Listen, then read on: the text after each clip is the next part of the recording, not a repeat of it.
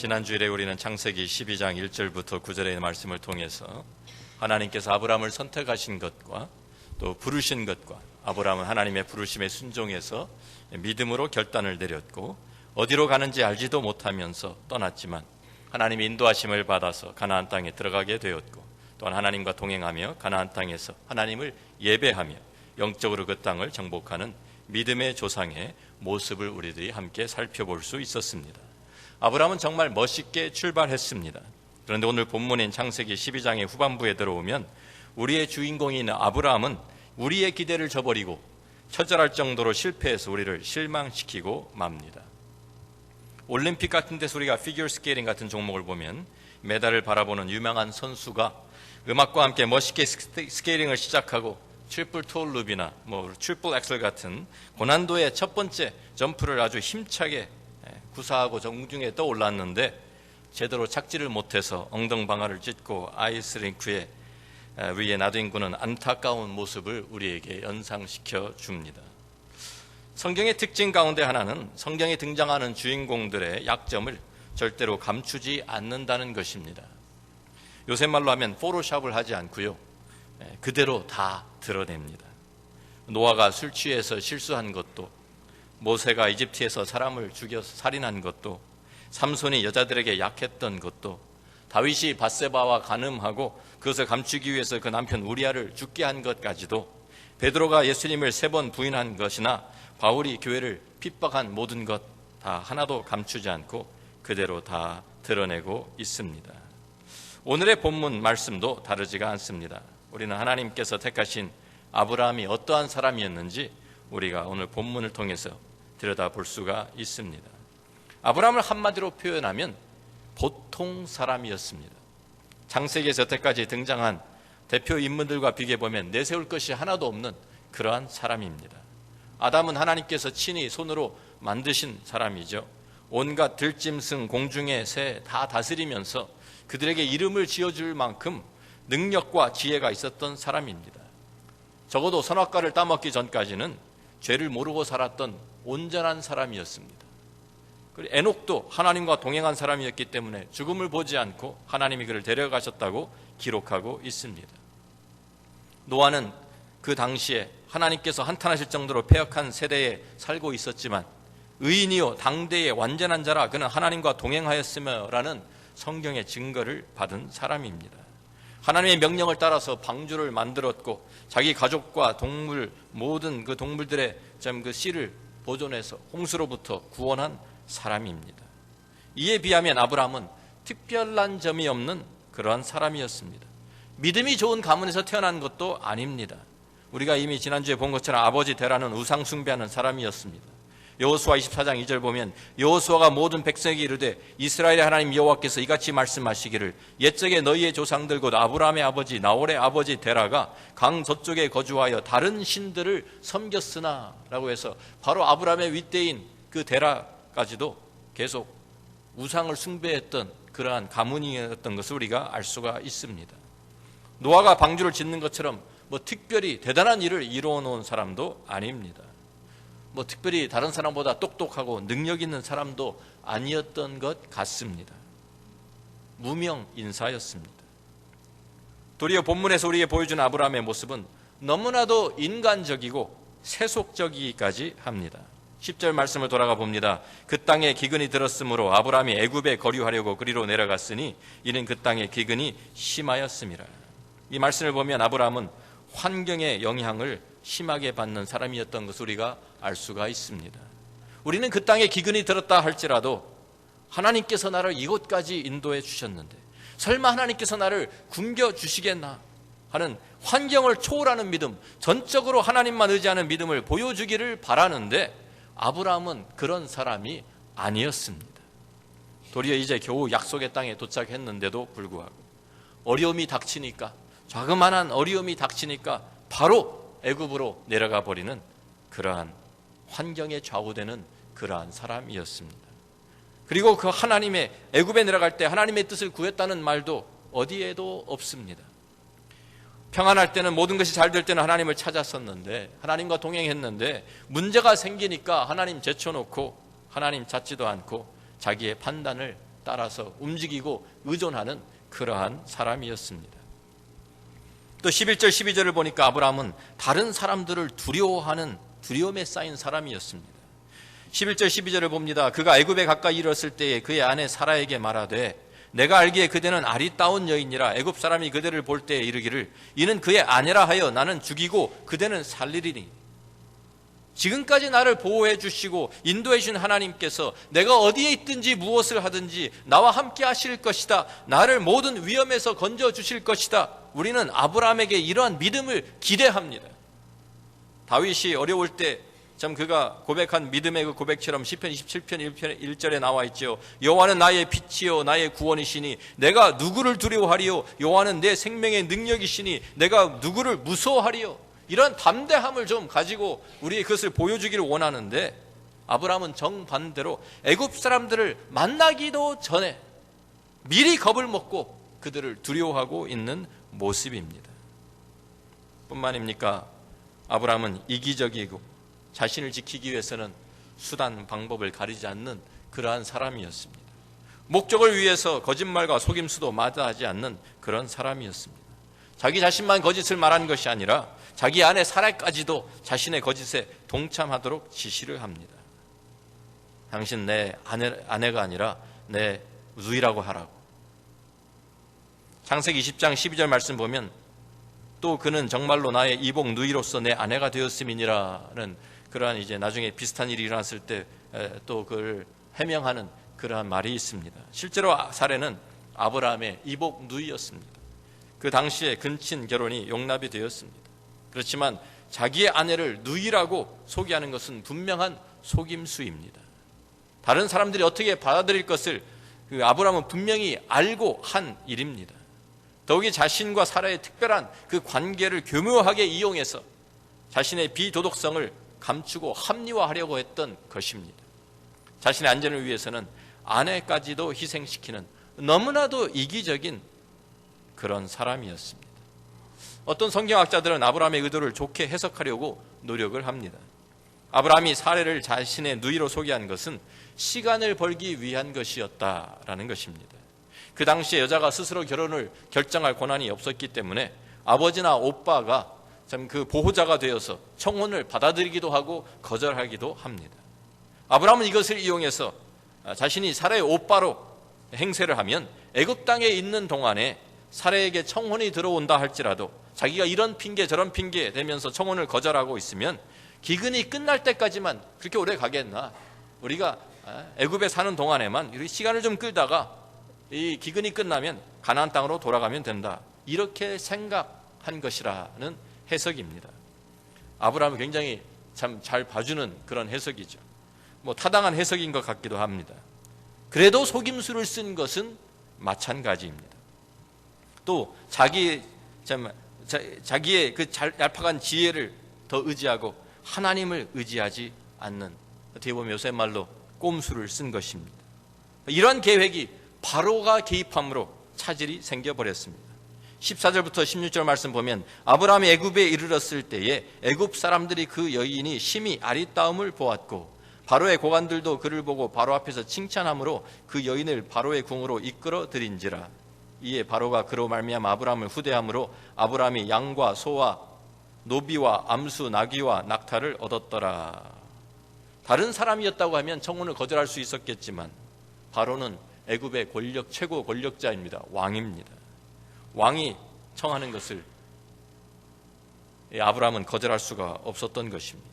아브라함은 자기의 꾀에 자기가 빠져서 바로에게 자기 아내를 빼앗기게 되었고 그 대가로 양과 소와 노비와 암수 나귀와 낙타를 얻게 되었습니다. 아내를 뺏겼는데 아니 무슨 이 양, 소, 노비, 암수, 나귀, 낙타가 대수겠습니까?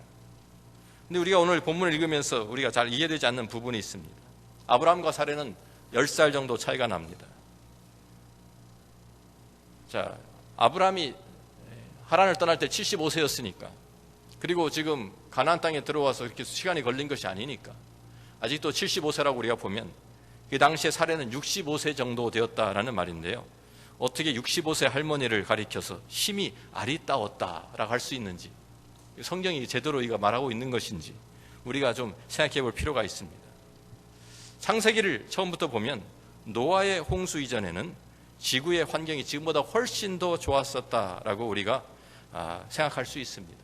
그래서 사람들이 장수를 했습니다. 창세기 5장에 족보가 나옵니다. 거기 아담부터 쭉 족보가 이어지는데 아담 930세, 셋 912세, 에노스 905세, 게난 910세, 마할랄렐 895세, 야렛 962세, 무드셀라 969세, 라멕 777세로 기록하고 있습니다. 제일 참 적게 산 사람이 777세입니다. 사람들의 평균 수명이 900년 이상, 900년 가까이 됩니다. 그랬던 그 평균 수명이 노아의 홍수 이후에 환경이 많이 파괴되면서 창세기 11장에 또 한 번의 족보가 나오는데 사람들의 수명이 점점 줄어드는 것을 우리가 봅니다. 점점 줄어들긴 하지만 그래도 아직도 오래 삽니다. 셈 600세를 살았습니다. 아르박삭 438세, 셀라 433세, 에벨도 464세, 벨렉 239세, 루 239세, 스룩 230세, 나홀 148세, 데라 205세. 계속 조금씩 줄어들면서 내려가지만 그래도 평균 수명이 상당합니다. 아브라함의 전 시대까지도 바로 전 그 데라 아버지도 200년을 살은 거예요. 아브라함도 나중에 보면 우리 창세기 25장에 나오는 것을 보면 175세까지 삽니다. 다시 말하면 지금과 비교해서 평균 수명이 한 2배 가까이는 되었다. 그 당시에 우리가 이렇게 생각할 수가 있습니다. 그러면 그 당시에 65세는 지금 30대 초반으로 보시면 됩니다. 아멘? 그 65세 할머니 보고도 참 심히 아름다웠다. 그렇게 얘기하는 것입니다. 자, 우리가 하여튼 간에 여기에 나타난 아브라함의 모습은 너무나도 인간적이고 너무나도 세속적인 그런 모습입니다. 우리의 주인공인 아브라함에게 좀 다른 모습을 기대하고 있지만 여기에 나타난 아브라함의 모습은 사실 우리와 조금도 다를 바가 없다는 것을 우리가 찾아봅니다. 아브라함 그냥 우리와 똑같은 보통 사람이었습니다. 이것을 통해서 우리는 아브라함에게 실망을 합니다. 그렇지만 또 다른 한편으로는 위로를 받습니다. 왜? 이 아브라함의 모습과 우리의 모습이 별 다를 것이 없기 때문입니다. 우리도 환경에 쉽게 좌우되는 사람들입니다. 조금만 어려우면 죽는 소리 하고 조금 편해지면 기고만장하고 이게 우리의 모습 아닙니까?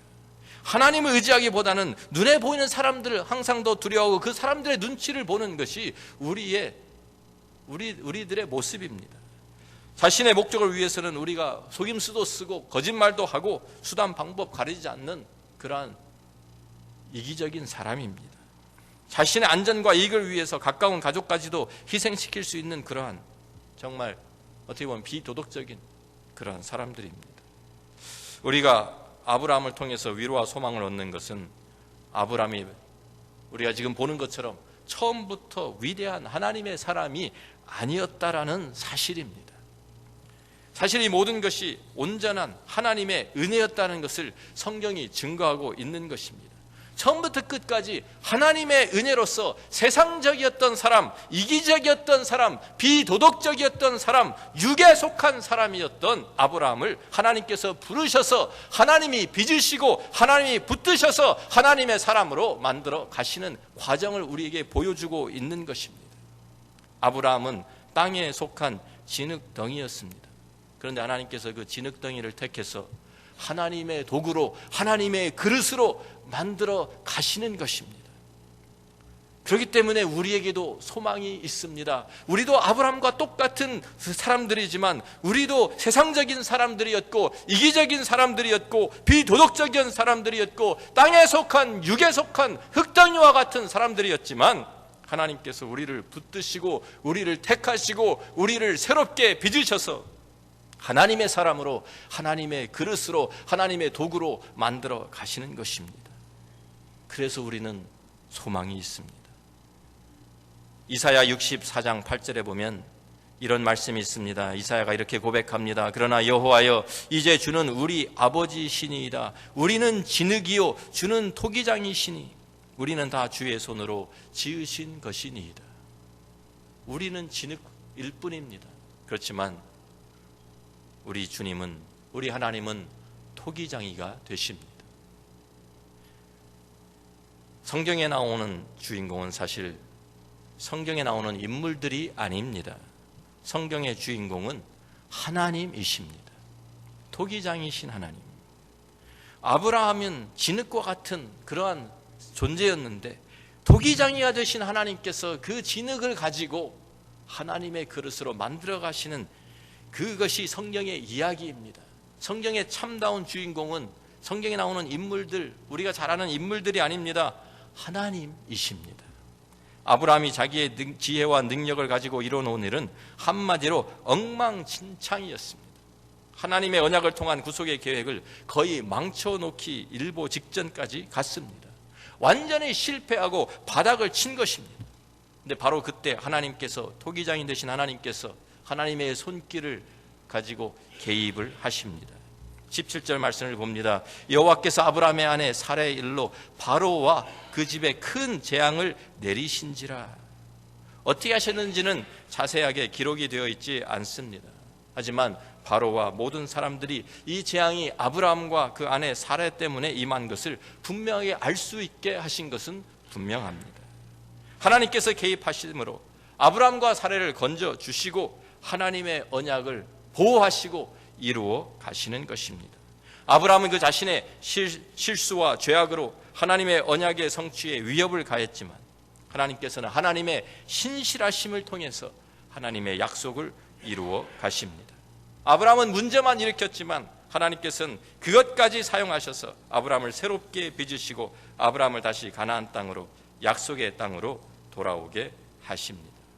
바로 여기에 하나님의 위대하심이 있습니다.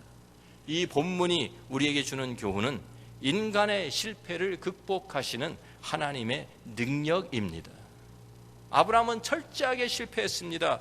바로 앞에서도 참 책망을 들으면서 한마디 대답할 수 없는 상태까지 되었습니다. 아브라함을 불러가지고 바로가 힐난하죠. 내가 어찌하여 나에게 이렇게 하였느냐. 이방 왕이, 하나님도 알지 못하는 그 왕이 어떻게 네가 나한테 이런 거짓말 할 수가 있느냐, 이렇게 책망하는데 아브라함은 한마디 변명도 하지 못하는 아주 정말 밑바닥까지 간 거예요. 그런데 하나님께서는 그 실패작을 고쳐서 선을 이루어 가십니다. 좋은 재료를 가지고 아름다운 작품을 만드는 것은요, 웬만한 사람들도 할 수가 있습니다.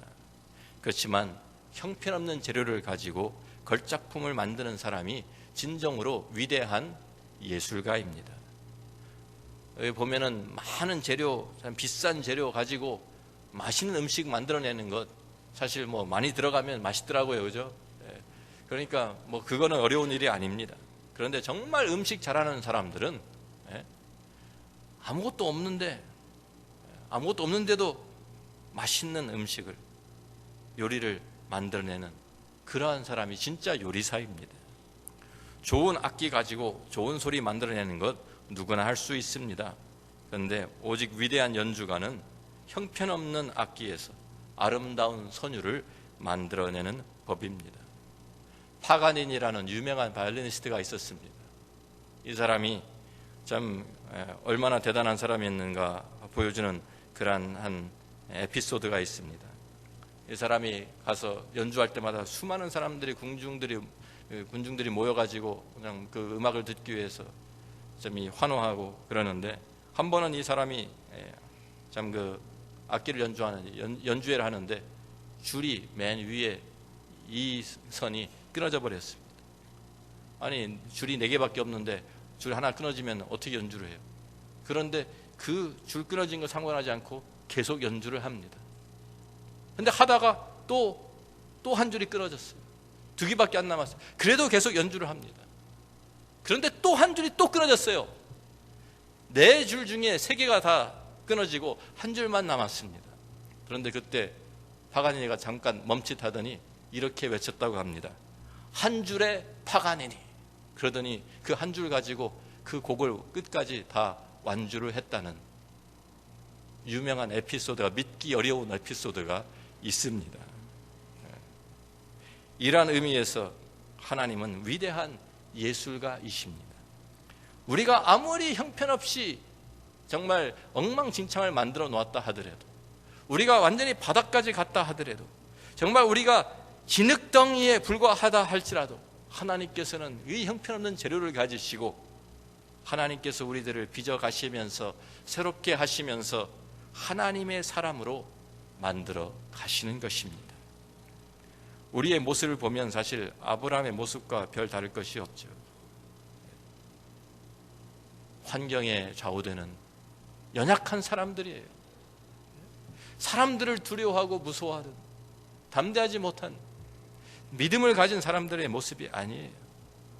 거짓말도 하고 다른 사람 속이기도 하고 참 어떤 때는 숄컷도 하고 세상적으로 세속적으로 살아가는 그런 우리의 모습들을 우리는 아브라함을 통해서 우리는 발견합니다.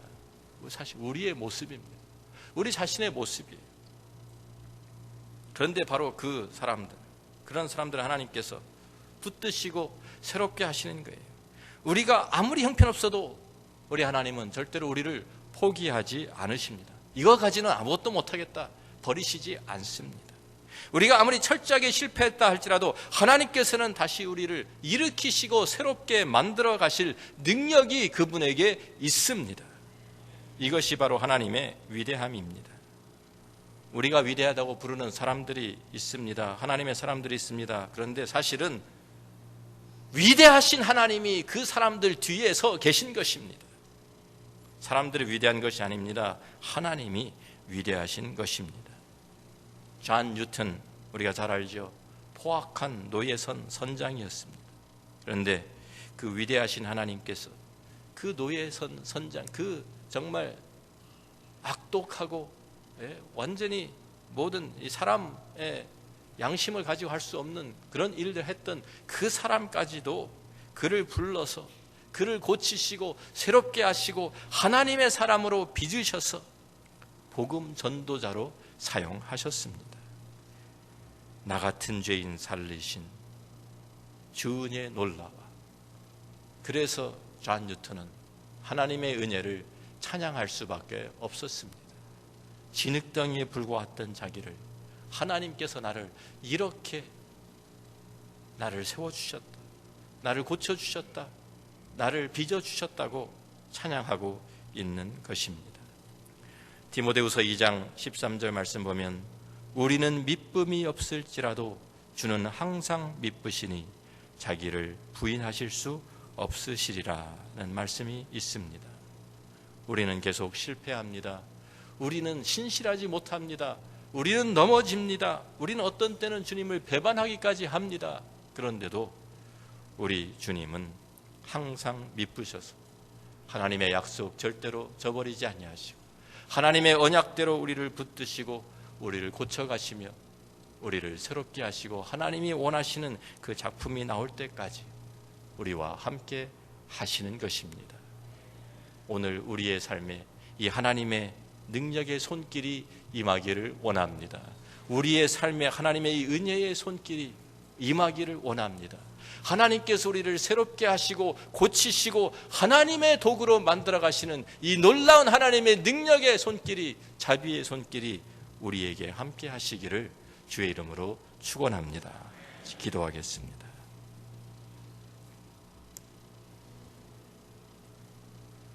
아브라함의 모습을 통해서 우리는 우리의 모습을 봅니다. 환경에 계속 흔들리는 아브라함의 모습, 조그만한 어려움이 닥쳤다고, 고난이 왔다고 당장 하나님 잊어버리고 자기 방법 찾아서 자기 지혜를 동원해서 어떻게든지 자기가 해결해 보려고 하는 환경 때문에 금방 기뻐했다가 절망했다가 하는 우리의 모습을 봅니다.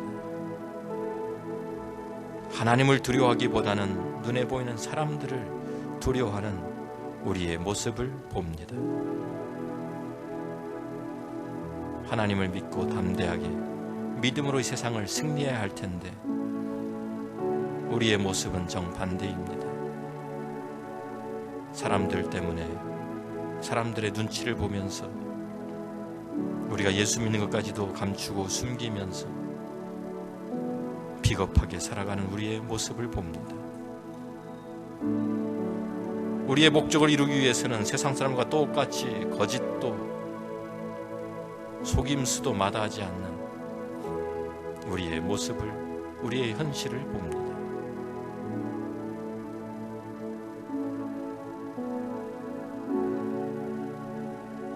내 이익을 위해서는, 내가 살기 위해서는 나와 가까운 내가 사랑하는 사람들까지도, 내 가족까지도 희생시킬 수 있는 그런 이기적인 나의 모습을 우리는 아브라함을 통해서 봅니다. 그럼에도 우리는 소망이 있는 것은, 그럼에도 불구하고 우리가 소망이 있는 것은 아브라함을 고치신 그 하나님께서 우리도 고치실 것이라는 확신이 있기 때문입니다. 아브라함을 부르신 그 하나님께서 우리도 부르셔서 하나님의 자녀 삼으시고 하나님의 형상으로, 예수 그리스도의 형상으로 우리를 바꾸어 가시는 그 은혜를 우리들이 믿기 때문입니다. 아브라함도 처음부터 믿음의 조상이 되었던 것이 아니라 이런 진흙덩이에 불과했던 사람을 하나님께서 우리의 믿음의 조상으로 세우신 것처럼 우리가 그 하나님의 은혜를 의지하고 하나님의 그 능력의 손길에 우리 자신을 내어 맡길 때 진흙덩이와 같은 우리의 삶 가운데서도 하나님의 기적이 일어나는 것입니다. 하나님의 능력이 임하는 것입니다. 하나님의 은혜가, 하나님의 사랑이 임하는 것입니다. 그 하나님의 자비로운 손길에, 그 능력의 손길에 우리 자신을 다시 한번 맡겨드리는 이 시간 되기를 소원합니다. 아버지 하나님 감사합니다. 진흙덩이와 같았던 아브라함을 하나님 부르시고 고치시고 빚으셔서 하나님의 도구로, 하나님의 사람으로 만들어 가셨던 것처럼 하나님, 우리의 삶도 진흙덩이에 불과한 것을 깨닫습니다. 이제 우리의 삶 전체를 주님 앞에 내어 드립니다. 주님께서 그 하나님의 능력의 손길로, 자비로운 손길로, 은혜의 손길로 주님 저희들을 새롭게 빚어 주옵소서. 하나님의 사람들 되게 하여 주옵소서. 예수님 귀하신 이름으로 기도합니다.